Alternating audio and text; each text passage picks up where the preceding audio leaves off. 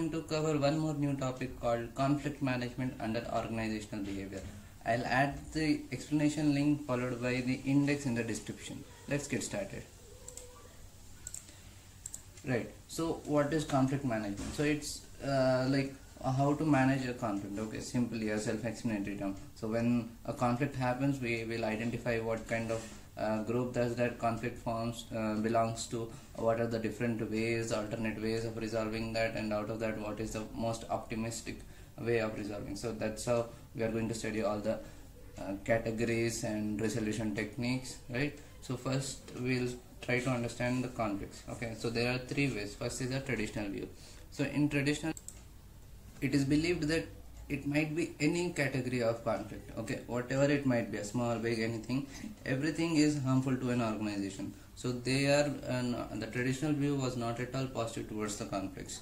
Okay, so next is our human relation view of conflict. So in this, what we see is unlike the traditional view, we see that conflict is essential. Okay, why? Because this is because of conflicts we overcome the current scenarios and we try to do something new, we try to adopt some new methods. So all those kinds of things come, and it emphasizes that conflicts is good for this strong bonding and relations. Okay, and our final view is an interactionist view of conflict. So this is similar to that of human relation view of conflicts. Again, this says that conflict is necessary for a group to perform efficiently, and it will not only lead, okay, sometimes it might lead to negative results, but most of the time, that is more than 50% of times, it will always reach to positive results. And we should follow some techniques to avoid getting even the small percent which is resulting into the negative consequences. Even to avoid that, we follow some new techniques. So that was about interaction view of conflicts. And next we have sources of conflicts. So again, first is the communication. So it is like misunderstanding, the misinterpretation of the communications. There might be some terminologies which the opposite person might not understand, or is taking it for like misunderstanding the words. So the way a personality, a person is speaking. So all this comes under the communication. Next, personal variables. So here personal variables is completely about the personality, short-temperedness, mood swings, okay, the politeness. All this comes under the personality. And one more thing is the generation gap. Okay, because a person is belonging to generation X and the next person is belonging to generation Y. So there will be difference in the morale of each person, difference in the values of each person. Okay, so our third is the unrealistic expectation. So you expect something, you give some work and you expect much more than what a person can do, even if he tries his best. So initially you might have the like huge amount of expectation, and when you are coming to reality, even though the person has done his best, but it is not reaching up to your expectation, then it will lead to the conflict. So that is unrealistic expectation. Next is the change. For suppose an organization is bringing new kind of technology, it might be machinery or anything, then there will be a certain threshold. Okay, if the change is below the threshold, then fine, but if crosses that threshold and employees start feeling insecure, then again it might lead to conflict. So again, goal. So it's when two or more individuals have different goals, but while performing their BAU, it's like their goals are conflicting. So it will affect their work, and finally it will lead to the conflict among the employees or workers or anything. Okay, next is the difference in values. So here we have seen that we have four kinds of generations categorized, and each will have a different set of principles, values. So like we have one terminology like technology natives, okay, technology migrations, technology novice, so all those kind of things. So it will have a different impact and principle of each generation. So that's how we come across difference in values, which leads to conflicts. Next is our behavior. So how, when we come across a situation, if we try to perform extreme behavior, it might be the defensive or offensive, but if it is an extreme behavior, it will lead to a conflict. So those are some of the sources of conflicts. Next is our positive and negative aspects of conflicts. So negative aspects is when a conflict is happening, and because of that conflict your mood is not good and you are not performing well, so that is performance degradation.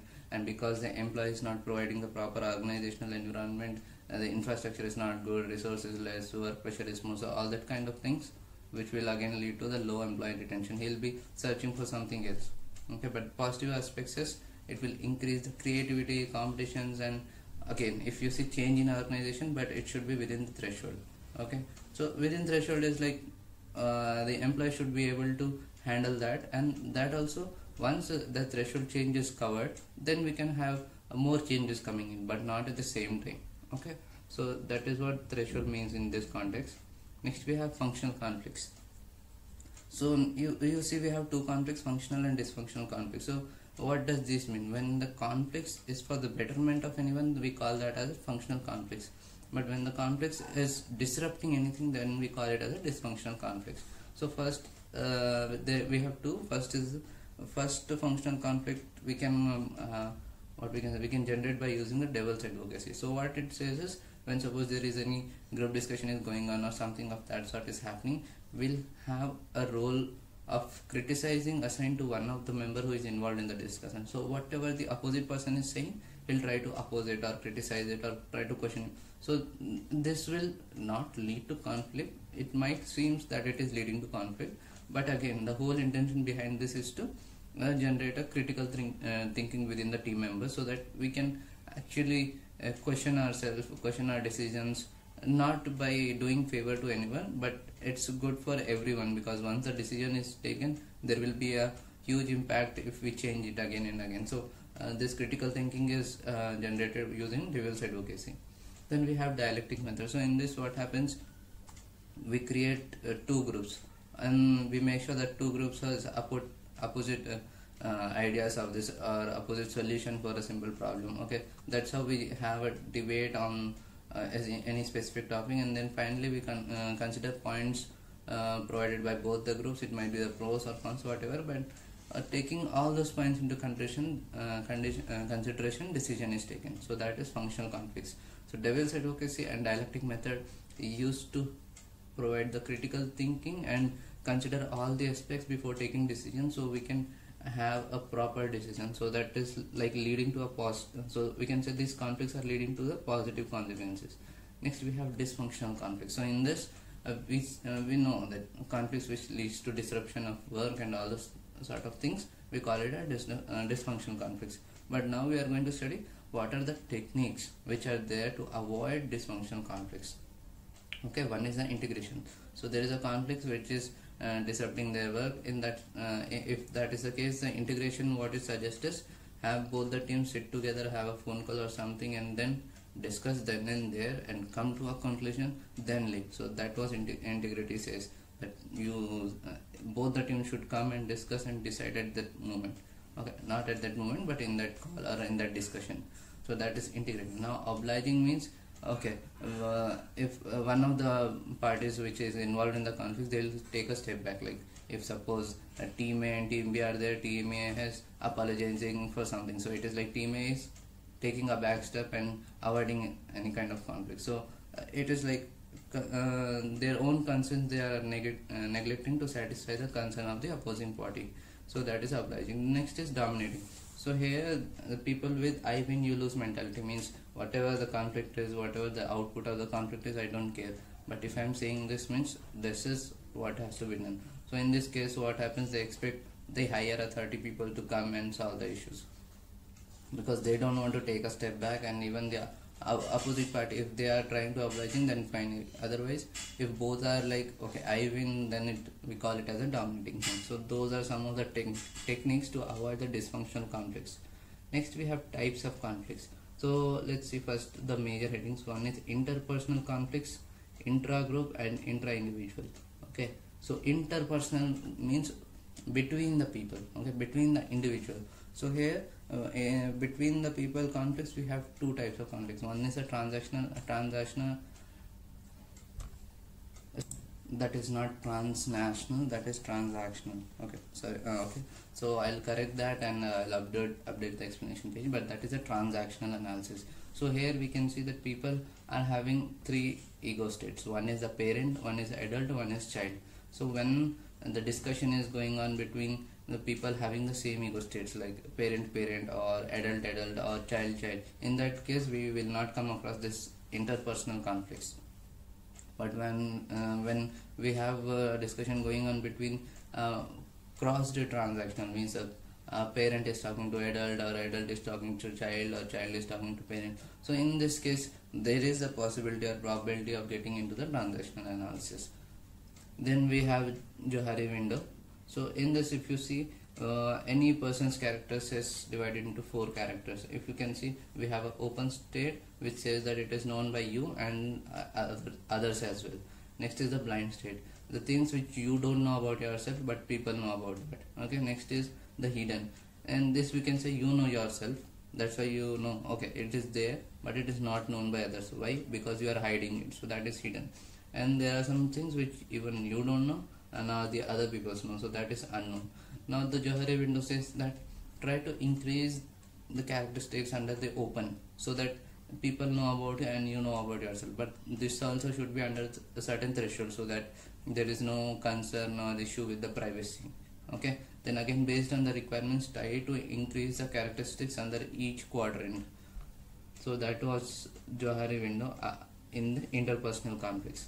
Next we have intergroup conflicts. So what is the inter means between the groups.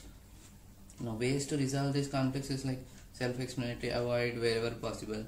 So in this we can say obliging comes, and then problem solving. So for problem solving we can say that this is a kind of integrating, we have studied now, right? Integrating. Okay, so this integrating part comes under the problem solving, so where both the parties will sit and try to resolve in the discussion. Next is change certain variables. So this certain variables talks about the personality, values, or any principle, policies, those side of things.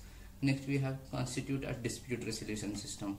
So we can say here resolution system is like, okay, if you have any issues, there is a person who is like whom both the conflict parties believe that whatever the person is saying will be good. So these both conflicting parties will go to that person and they'll try to ask him whatever the decision that person is giving, that is fine with both the parties involved in the conflict. So that's how, that was one example of a resolution system, but we can have n number of others, that sort of things. And finally we have intra-individual conflicts. So here intra means within the person. So it's like if I consider a person where person one will have conflict with his own mindset. Okay, so he is not able to decide which decision to choose. So that's where the conflict within the person comes. In that we have 3. So first is the frustration. This happens when we want to do something and we know the importance of that task, but we are uncertain about what could happen, so that leads to a frustration. Next is the goal conflict. So if you can see, the package in MNC is good and compared to the security is more in the government job. So there is a now there is a decision confusion, what to choose, what not to choose, because everything has its own pros and cons. So that's where the goal conflict comes. Now role conflicts, for this we have taken an example previously as well, that manager is or representing a team to management, and he is also representing management to the team at the same point. So before any statement or before any task, he has to choose like what he is that he is favoring or what he need to do. So that's where the role conflict comes. Next we have conflict resolution and management. So here we have like previously we have seen what is the sources of conflicts. Now we are seeing how to resolve that. So problem solving, again this is a integrated solution that we discussed previously. And superordinal, okay, here we see that we try to avoid goal conflicts in this. So we have some different goals and organization and different goals, so we try to manage our goals in such a way that get our goals which are in sync with the organization. Let's complete it first, then we'll try to focus on some other goals which somehow we could maintain that it could be beneficial for the individual as well as the organization. So taking n number of other alternative ways of choosing, we make sure that there is no goal conflicts arising. Okay, that is called as superordinal goals.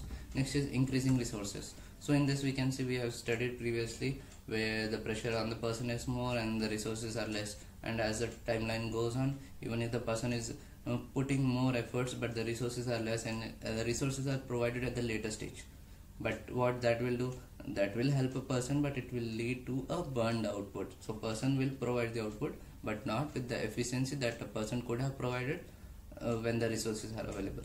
Next is avoidance. So here we can say it is similar to that of obliging, where a person take a step back or apologizes. But here, in the initial step itself, before committing any kind of mistakes, just simply avoid the discussion or any that sort of thing. So what happens, like if a opposite person is in short temper, so let his temper get cooled, so which could avoid a number of conflicts, so that is avoided. Next we have compromise.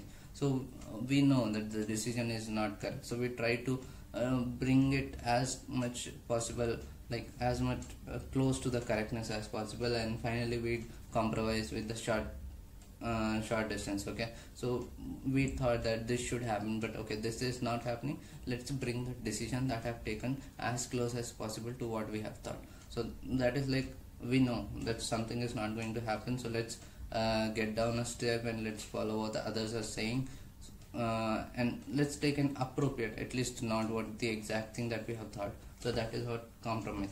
Next is that authoritative comment. So here the conflicting parties accept that the higher authorities, okay, the authorities which are higher to the parties involved in the conflicts, they will expect the higher officials to come and resolve by choosing the optimal decision, or by making the one person head of the another, so that there should be no conflict within the same level in the hierarchy.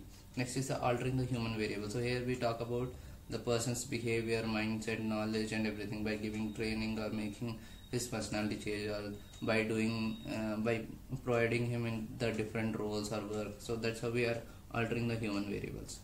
Now our last topic is the encouraging the functional conflicts for the organizational conflicts. So here you see we have seen the functional conflicts, how we are generating by using the dialectic analysis and dialectic method, and then we have devil's advocacy, so all those things. But in the devil's advocacy, I forgot to mention this point, that the criticizing role will not be given to the same person again and again, because if that happens, the criticizing image will be found for that person, then he will not be valued, and that is not good for any of the team members. So that's how the role is rotated between the team members. Okay, let's come to the point. So how we can generate that functional conflicts, because in as the team gets experienced more and more, they know each other very well. Okay, so in that case it could be difficult to assign a criticizing role to some person, because they already know about each other. So in that case we bring someone out from the outside the group. Okay, and then the second point is restructuring the group, so that we can have different kinds of bondings between different people, so they don't favor any kind of we don't want any person to have any past perception before taking any decision. So to avoid all that, we do the restructuring. Next is the appointing the devil's advocate. So this is like devil's advocacy only.